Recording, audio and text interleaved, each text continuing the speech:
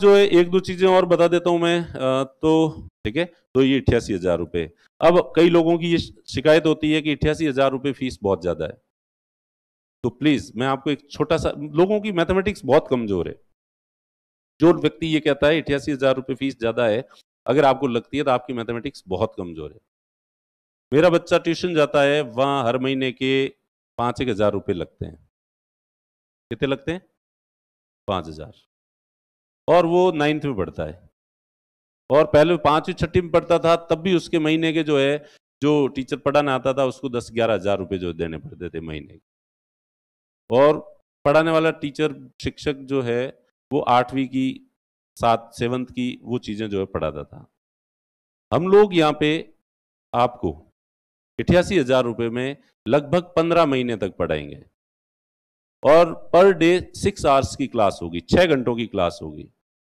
और जो पढ़ाने वाले हैं वो राजस्थान के सबसे एक्सपर्ट जो है, जिनका नॉलेज का लेवल भी ठीक है, प्लस समझाने का तरीका भी अच्छा है। वो लोग 15 महीने तक रोजाना 6 घंटे के हिसाब से पढ़ा रहे हैं। और उसके बाद 88,000 यानी महीने के 6,000 रुपए हुए। और महीने के 6,000 में भी पर घंटे के हिसाब से देखें तो 1,000 रुपए एक महीने के। और सामान्यतः बच्चों को जो ट्यूशन पढ़ाया जाता है वो 1 घंटा या 2 घंटे पढ़ाए जाते हैं, उसके 5-6 हजार लगते हैं। और यहाँ पे रोजाना 6 घंटे पढ़ा रहे हैं और महीने के 6,000 रुपए ले रहे हैं, और आपको आरएस बना रहे हैं। तो भी अगर फीस ज्यादा लगती है तो इसका मतलब आपको ज्ञान का महत्व पता नहीं है, नॉलेज जो है उसका महत्व क्या, आप यहां से बदले में सीख क्या रहे हैं।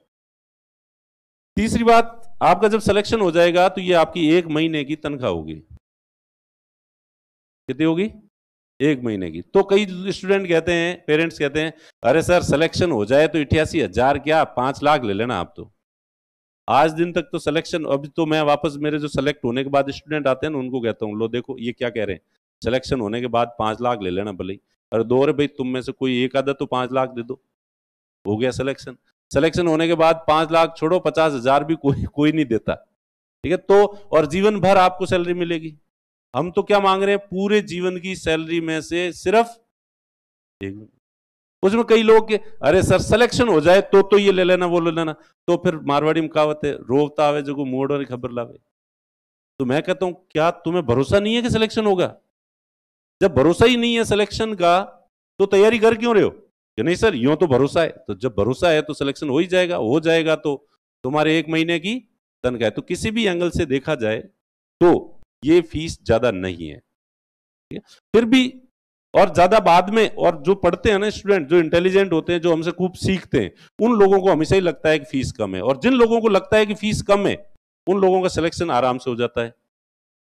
और जिन लोगों को लगता है कि फीस ज्यादा है, उन लोगों का सिलेक्शन मुश्किल से होता है, क्योंकि उनके दिमाग में पैसे का महत्व इतना ज्यादा है, नॉलेज का महत्व उन्होंने शायद हमसे कम जो है वो सीखा होता है। तो इसलिए प्लीज, फीस जो है वो ज्यादा नहीं है, आप अपने दिमाग में ऐसा नहीं रखें। पीईटी पीएमटी वाले जो तैयारी करवाते हैं ना, एलन वाले, ये भी 2-2 लाख, 1.5-1.5 लाख रुपए लेते हैं। हम तो आपको आरएस अधिकारी बना रहे हैं। ठीक है। दूसरी चीज, फीस कम कराने वाली बात, तो प्लीज, आपको पता है मेरा फोन जो है ना, पिछले 7 दिन से मैंने बंद कर रखा है। क्यों कर रखा है? कि अब तो लोग मेरे रिश्तेदारों, दोस्तों से, रिश्तेदारों से लेके अधिकारियों, नेताओं, सब तक पहुंच गए हैं।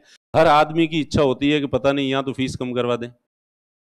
और मेरे रिलेशन सबसे खराब हो गए हैं, रिश्तेदारों से रिलेशन खराब हो गए हैं, दोस्तों से रिलेशन खराब हो गए हैं। और अधिकारी तो मैंने इतने दुश्मन बना लिए हैं कि पता नहीं किसी दिन मैं उनकी वो जकड़ में आ गया ना, तो मेरी हालत पता नहीं क्या ही करेंगे वो। तो रोजाना जो है 8-10, भाई जयपुर में बैठे हैं, यहाँ 200 एमएलए हैं, इतने मिनिस्टर बैठे हैं, मुख्यमंत्री है, इतने आईएएस बैठे हैं, इतने आईपीएस बैठे हैं, इतने आरएस बैठे हैं, इतने आरपीएस बैठे हैं, इतने थानेदार बैठे हैं, इतने नेता बैठे हैं, नगर निगम वाले अलग बैठे हैं, जेडीए वाले अलग बैठे हैं, इनकम टैक्स वाले अलग बैठे हैं, जीएसटी वाले जो है वो अलग बैठे हैं। और हर जगह से, अब यूं तो मुझे ऐसा कभी कभी लगता है कि मैं एक खैराती शुरू कर दूं कि लो आओ और सब फ्री में ही पढ़ लो। इसलिए मैंने ये तय कर लिया कि यार किसी की नहीं करनी, अब जो करेगा वो करेगा, देखी जाएगी।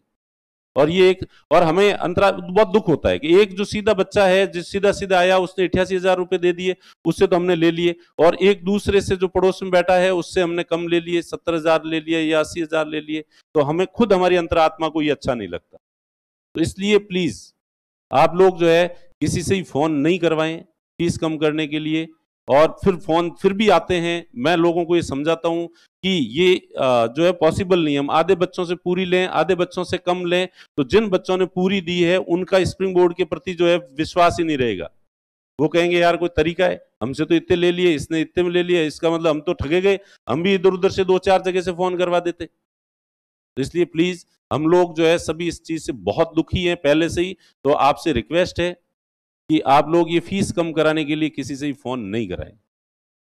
जिंदगी में आरएस अधिकारी बनने जा रहे हो आप, और पढ़ाई जैसी शिक्षण संस्था जैसी जगह पे भी जो है इस तरह से करते हो कि वहां से फोन करा दूं 2,000-4,000 कम हो जाएंगे, तो क्या अधिकारी बनोगे, किस तरह के अधिकारी बनोगे? फिर तो सीट पे जाए बैठ के भी उस जो आरएस की पोस्ट है ना, उसके साथ आप न्याय जो है वो नहीं कर पाओगे।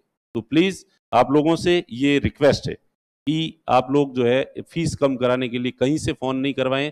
आपके घर वाले जरूर कंजूस होंगे, तो वो कहेंगे चुप रहे, तो मैं अपने आप करवाऊंगा, तो भी उससे माफ कहना कि प्लीज हम, क्योंकि जो जो फीस कम करवाएंगे हम क्लास में रोजाना उनको जो है वो, पहली बात तो हम करेंगे ही नहीं, फिर कई बार पानी सिर के ऊपर से गुजर जाता है, कोई हमारे घर के जो परिवार के सदस्य वही कह देते हैं और वो नाराज हो जाते हैं, तो एक्सेप्शनली हम कर देते हैं, ठीक है, तो फिर लेकिन हम उनको सुनाते रोज हैं, ठीक है। तो इसलिए प्लीज फीस जो है, बैच का टाइमिंग 3 बजे से 7 बजे तक का है,